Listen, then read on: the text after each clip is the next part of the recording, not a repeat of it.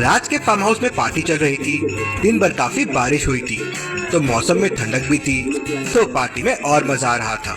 तभी रोहित को एक कॉल आता है और वो दूसरे रूम में चला जाता है।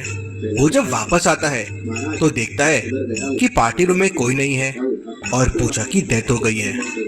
रोहित जोरों से चिल्लाता है, पूजा पूजा। उसकी आवाज सुन के सबसे पहले वहाँ कबीर आता है और फिर बाकी लोग आ जाते हैं। मेहुल पास में ही था। केस सॉल्व करने के लिए वो तुरंत वहाँ पहुँच जाता है। सीन को देख के मेहुल कुछ चीजें ऑब्जर्व करता है। लॉजिकल आर्मी, आप भी पॉज कीजिए और सोचिए आपको क्या क्या समझ रहा है इस पूरे सीन को देख के।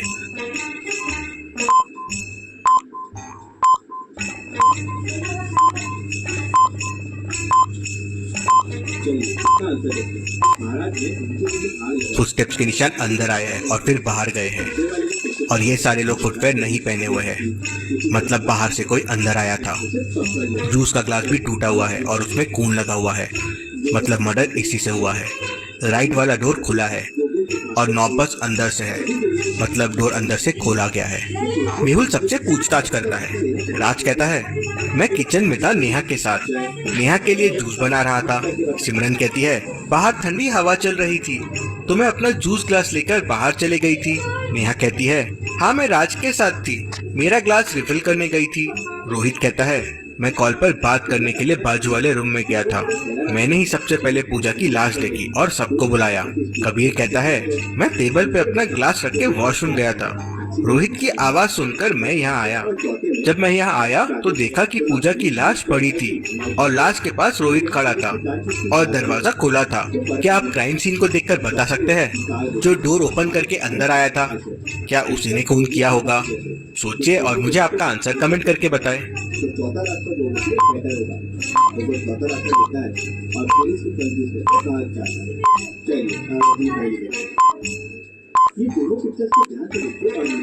नहीं, उसने खून नहीं किया था, क्योंकि खून जूस ग्लास से हुआ है और आसपास में टूटा हुआ ग्लास भी पड़ा हुआ है और जूस भी पड़ा हुआ है। अब फुटप्रिंट्स के निशान जूस के ऊपर आने और जाने के दोनों है, मतलब ग्लास पहले ही टूट चुका था, जूस भी गिर चुका था और खून भी हो चुका था। जो बाहर से आया वो उसके बाद आया। मेहुल उन फुटप्रिंट्स को फॉलो करता हुआ टेरेस पे पहुंच जाता है। वहाँ उसे 3 लोग दिखते हैं। लॉजिकल आर्मी, अब आप बताइए कौन सा आदमी था जो राज के घर में गया था? इन सबको देखिए और मुझे आपका आंसर कमेंट करके बताएं।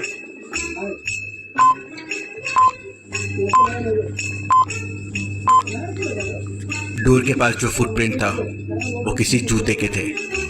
इन तीनों में लड़की ने हील्स पहने हुए हैं, ये लड़का नंगे पाँव है, बस इसने शूज पहने हुए हैं, मतलब ये वही था।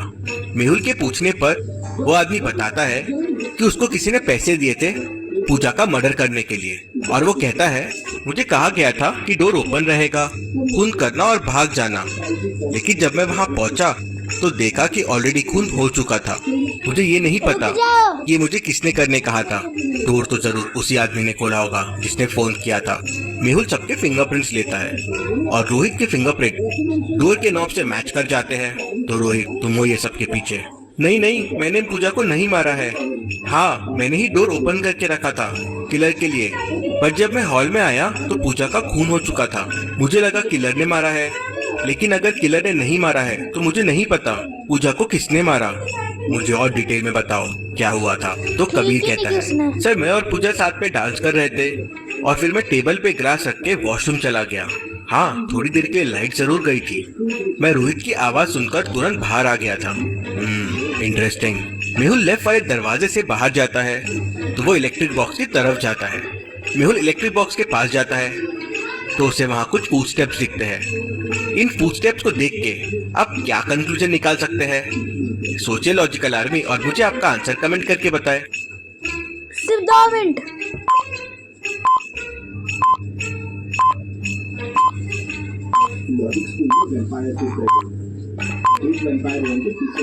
आने और जाने के फुटस्टेप्स 2 बार है, मतलब खूनी आया, लाइट्स ऑफ किया और चला गया, फिर मर्डर किया, वापस आया, लाइट्स चालू किया और फिर वापस चला गया, मतलब लाइट के साथ भी छेड़छाड़ की और वो खूनी ने की। फिर सिमरन कहती है, मैंने नहीं मारा है पूजा को और मुझे कुछ नहीं पता है, मैं तो गार्डन में चले गई थी जब मैं गार्डन में गई तो पार्टी रूम में कबीर, पूजा और रोहित थे।